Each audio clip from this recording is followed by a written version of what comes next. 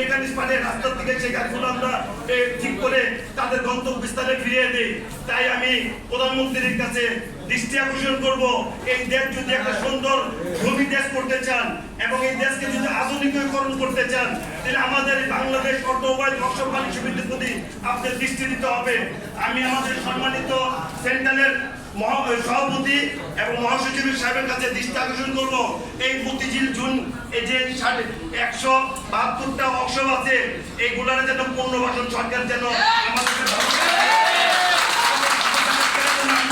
এই 5000 ওয়ার্কার নিয়ে যেন আমরা জীবনযাপন করতে পারি। আর নয়তো সারা বাংলাদেশে আমরা আমাদের মাননীয় সম্মানিত সভাপতি দৃষ্টি আকর্ষণ করবো, উনি যদি আমাদেরকে এই দিক নির্দেশনা দেন যে আমাদের যদি এই সমস্যা যদি সমাধান না হয়, সারা বাংলাদেশে আমরা অবস্থান ধর্ম করতে হবে।